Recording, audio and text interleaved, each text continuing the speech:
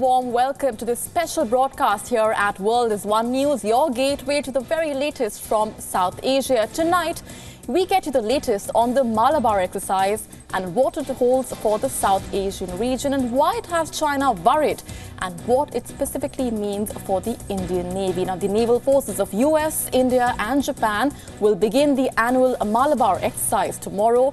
But a wary China has said it hopes the war games are not directed against a third nation. So what is the reason behind Beijing's concerns? Take a look at this report.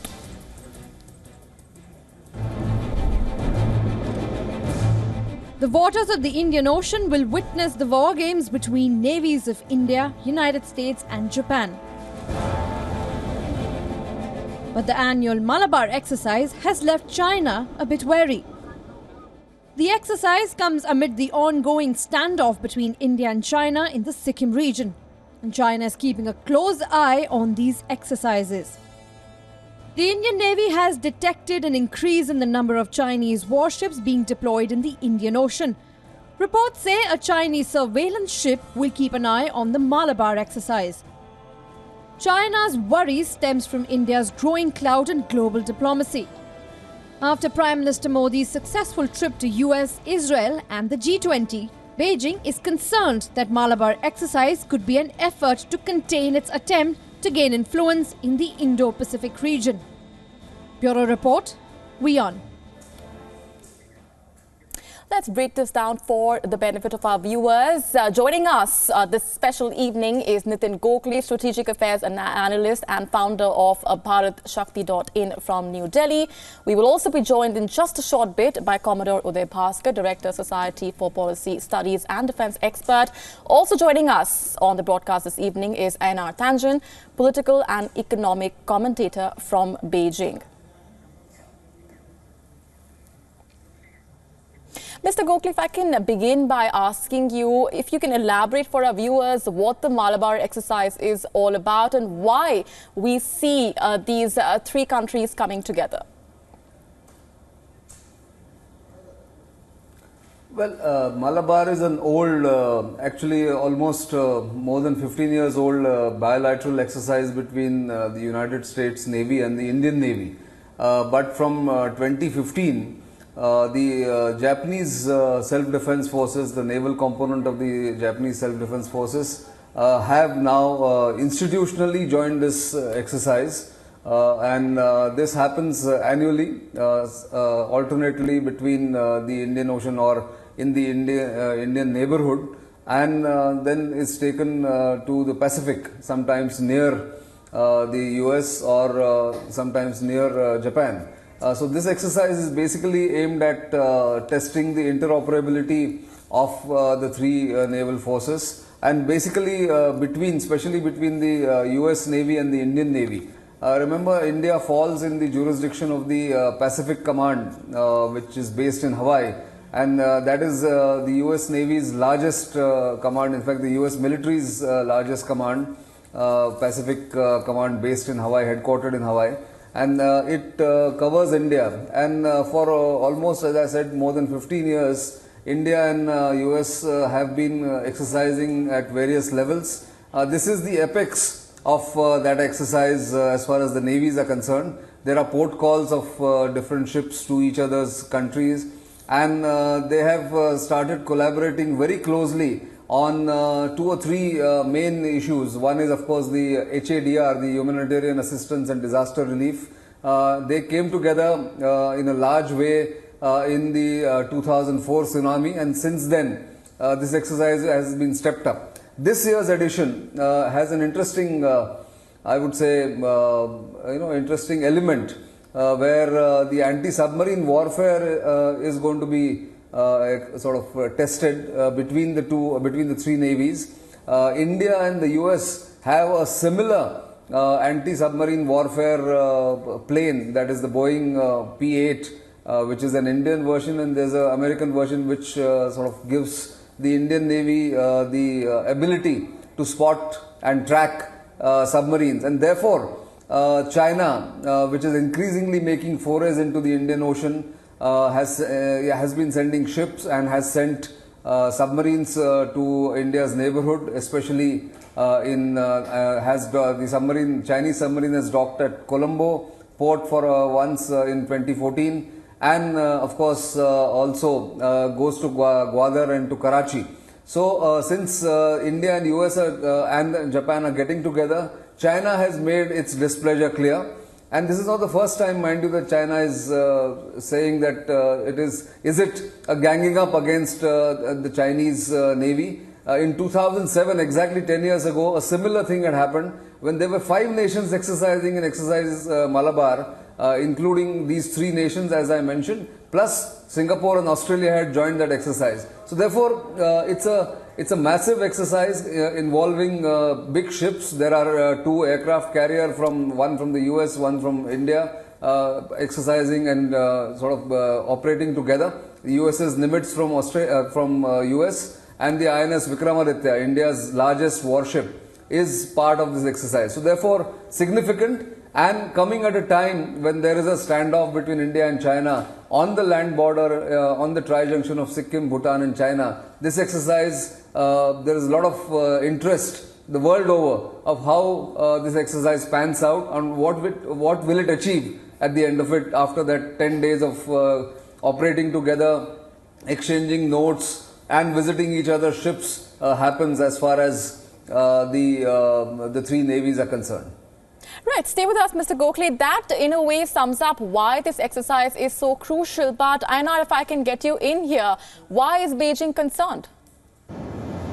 Well, I think there's a great big deal of difference between 5 years ago when your other guest mentioned that there were numerous countries that are participating.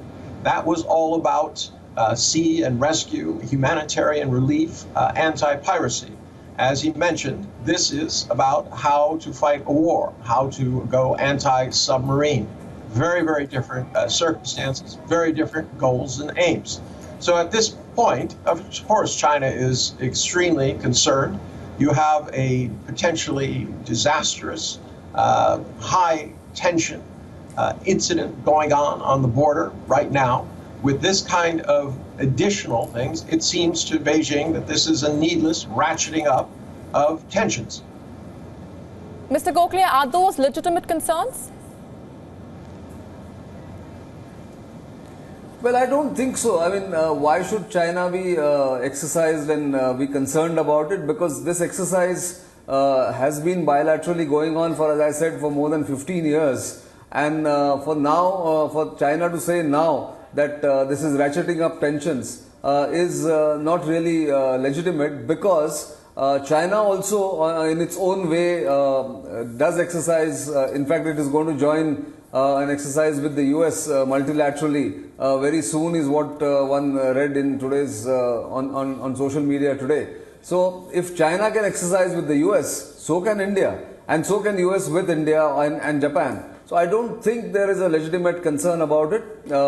India's relationship with the United States and Japan is not a zero-sum game as far as China is concerned. India has its own relationship. Of course, it has its own wrinkles and own tensions with China.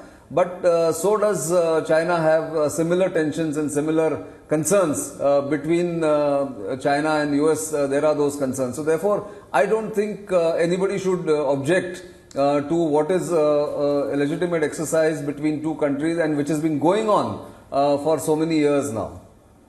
Einar, why don't I allow you to respond to that, given the fact that Beijing, of course, has stepped up surveillance in the Indian Ocean. Would you like to respond to those comments coming in from Mr. Gokhale?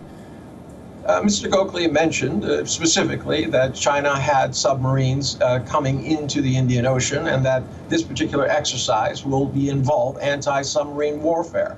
Yes, that is concern, and that is quite different from humanitarian relief.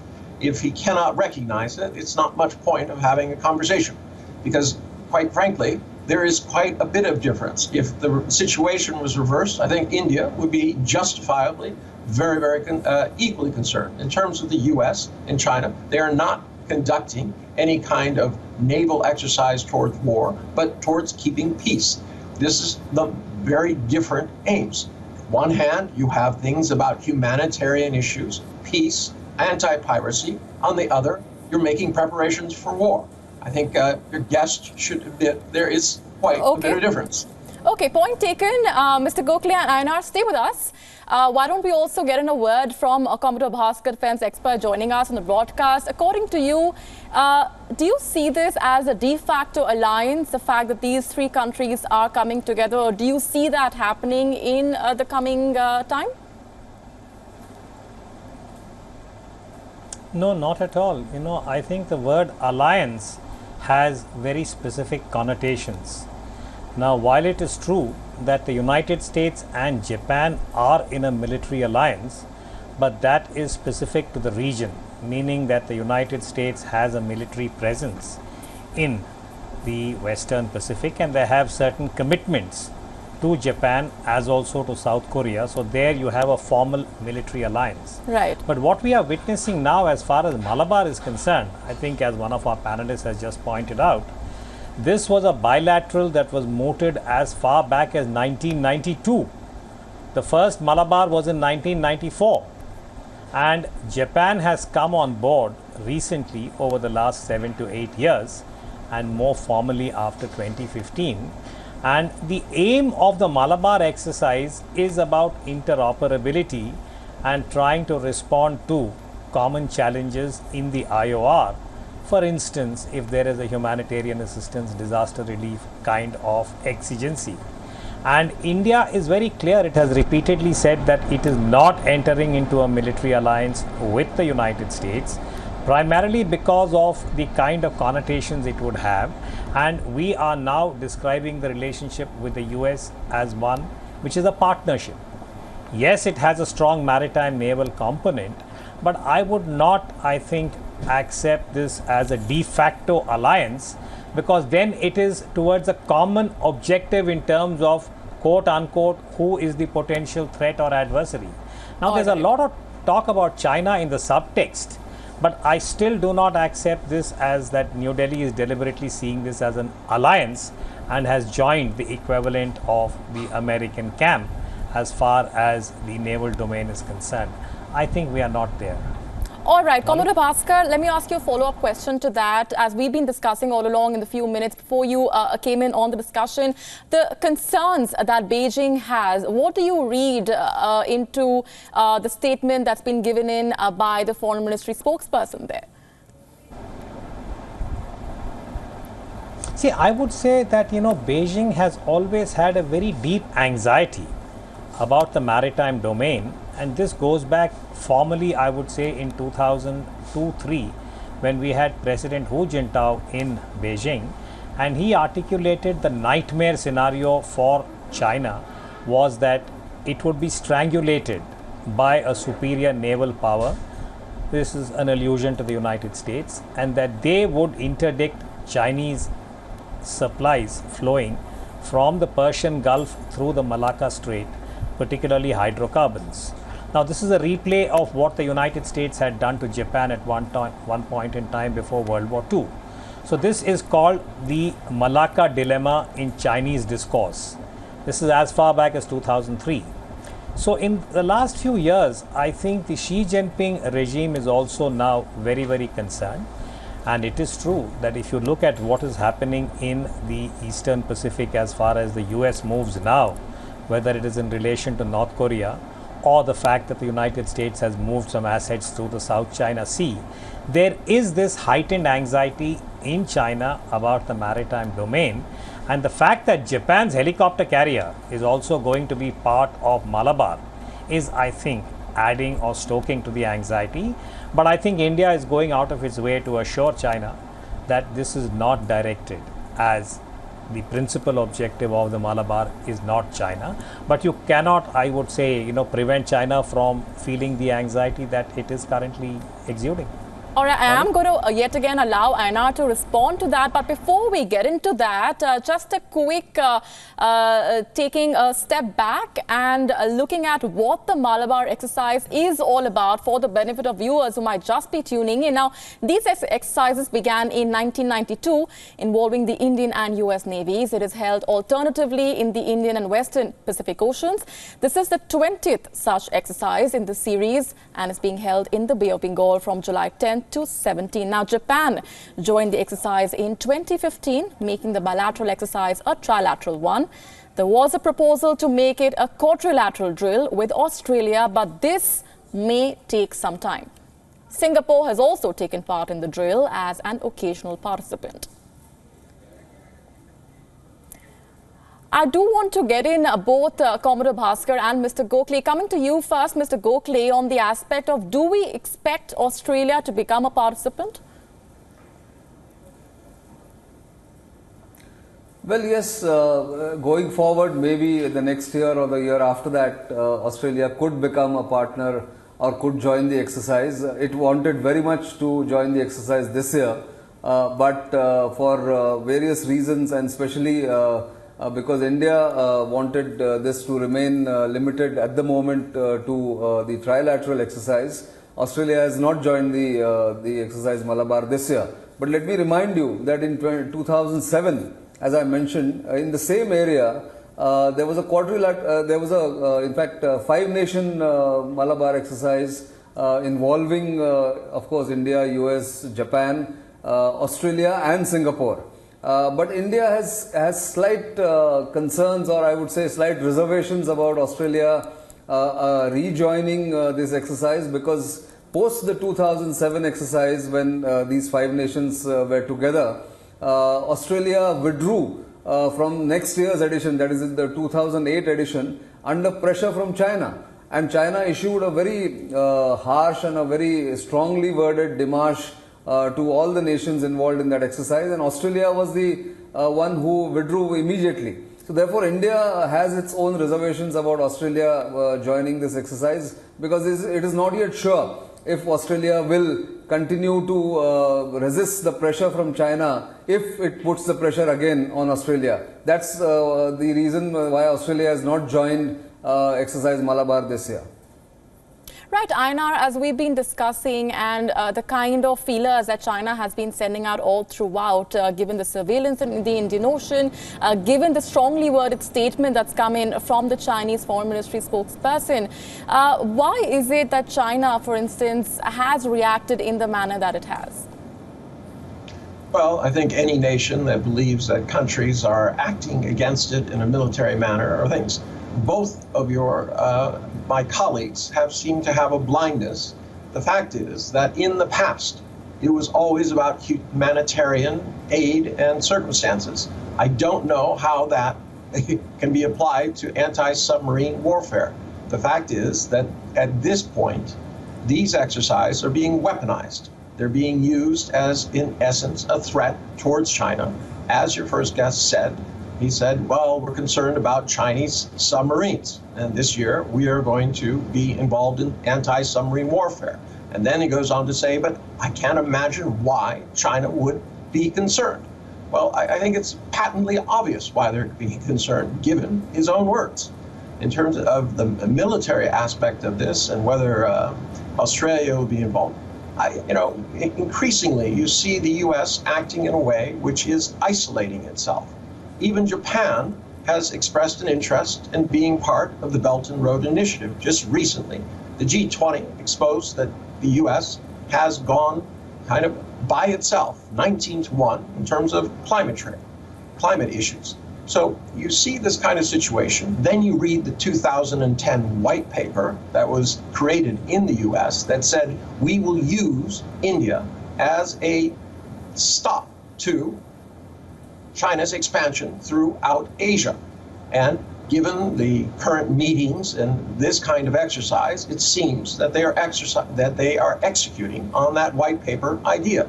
So yes, China is concerned. They are, as my colleague rightly pointed out, very concerned about this strangulation at sea. That is why they started the Belt and Road Initiative, to create a land bridge to their vital resources, because they need things to come in and they need things to go out, value-added goods. Without that, China would be severely damaged. So this idea that somehow these exercises are going to keep the sea lanes open, it seems to China that these exercises could be used to close off China, and that is the concern. A strangulation at sea is what Einar is terming it. I believe Mr. Gokhale, I'm being told, wants to come in here. Mr. Gokhale?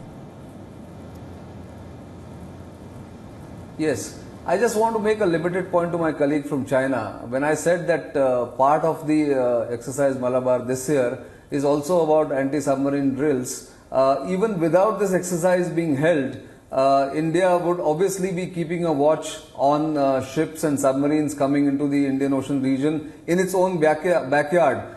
So I don't think China or China experts from China saying that this exercise should not have an anti-submarine element in it does not really hold, because even without the exercise the two countries can still carry out that drill on or that surveillance on the submarines and ships coming into the Indian Ocean region. That said, I just want to make one limited point that when the countries exercise with each other, they are trying to perfect and hone the skills of interoperability. And this is the purpose of the exercise, the main purpose of the exercise. So this time they have added both aircraft carriers as well as anti-submarine warfare platforms to test and take the interoperability a step up from the earlier exercises. That's the only purpose, not directed at the third country as China is imagining it to be, and I will rest my case there.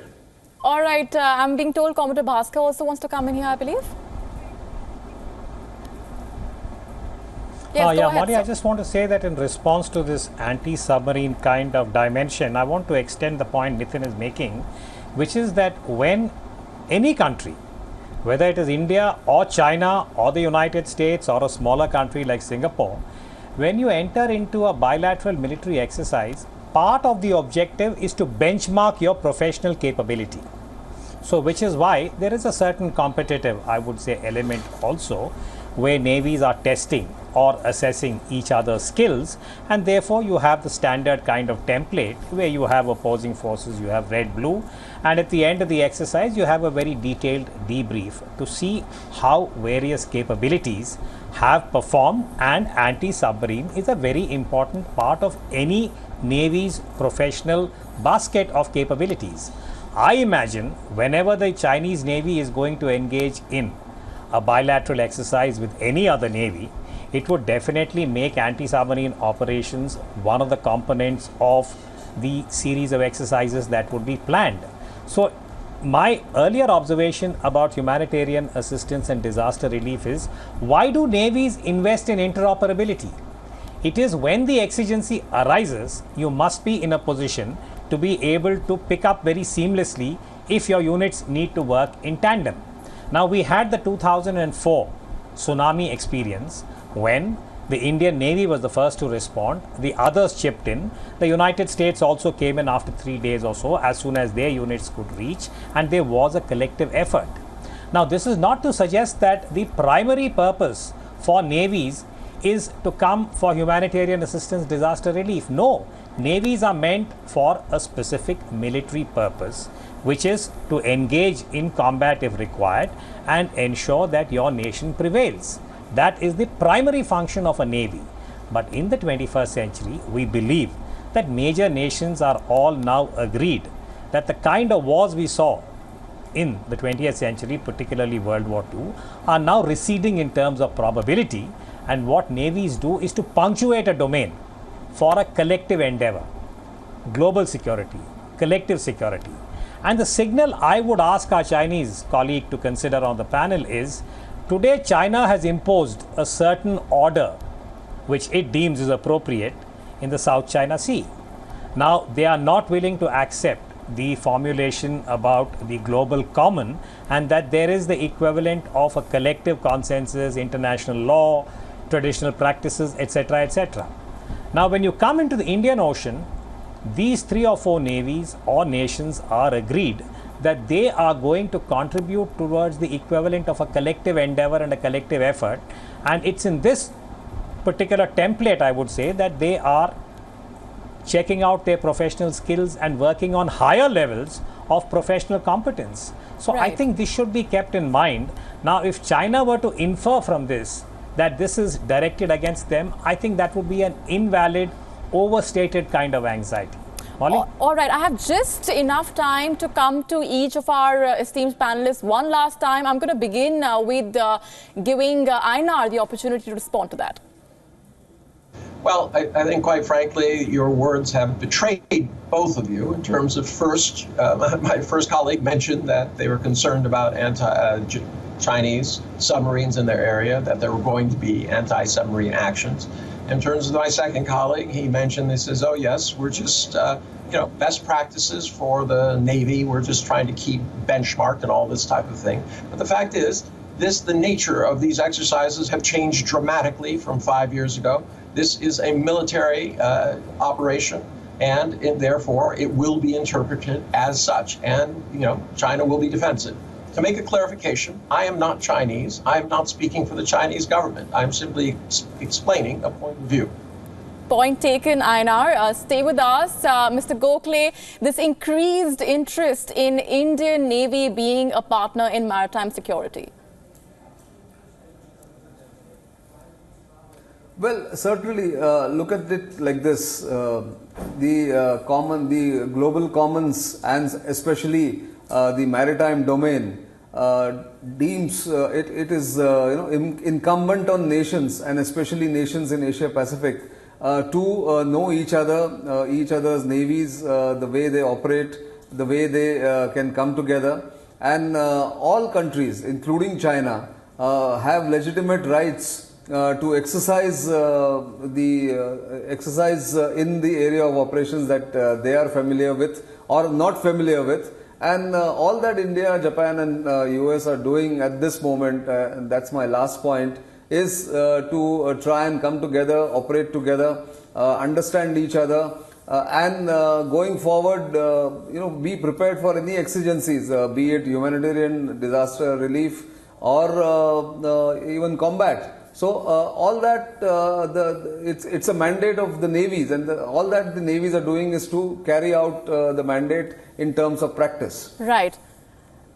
Right. Commodore Bhaskar?